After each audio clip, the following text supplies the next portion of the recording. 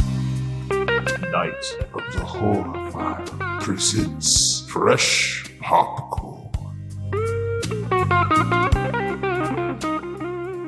Whenever I approach a movie touting how it's from Texas, I do so with reserve. Half the time, Texas is just used as a background, and most of the people are wearing fake southern accents that aren't even native to any parts of the Lone Star State.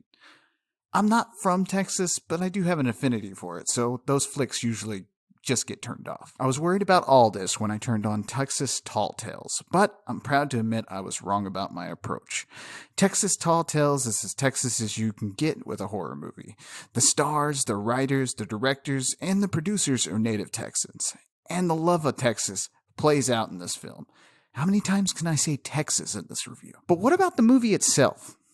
A group of friends stay in and tell tall tales. Their stories conjure scares from creatures, killers, demons, and doom. Will it be too late when they realize they are in a tall tale of their own? The stories are blended nicely with a wraparound narrative that keeps the action flowing and the scares coming. For anthologies, it's easy for them to drag on a little too long, oftentimes feeling bloated and disjointed. But that's not the case here. Each story includes a linking narrative that is well crafted, and I loved every minute of the film. The cinematography is extremely impressive and gorgeous. There are even a few shots and techniques I'd never seen before. Like I said, this is as Texas as it gets, man.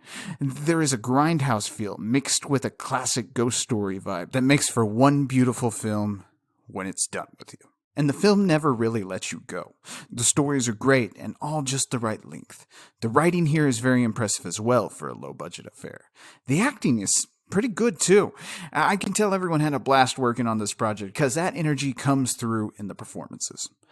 All these aspects combine for one fun horror flick that has a nice swagger to it that you don't get much these days. It reminds me of the early Robert Rodriguez films. It's gritty and visceral, but also loaded with its own sense of humor. So if you're craving some true Texas horror, go find Texas Tall Tales. You can buy a digital copy and an old-fashioned physical copy from the website texastalltalesmovie.com. That's texastalltalesmovie.com. Go get one now, you won't regret it. I loved it so much that even though I was given a screener, I went and got a copy for myself. Any little bit helps, and indie horror needs all the help it can get. Texas Tall Tales is a fine example of what indie horror anthology can be. And it's a great batch of fresh popcorn. I'm Leigh Evans for Night of the Horrifile, and this has been Fresh Popcorn. If you want your project featured on Fresh Popcorn, drop us a line on Twitter or through email at horrifileMailbag@gmail.com.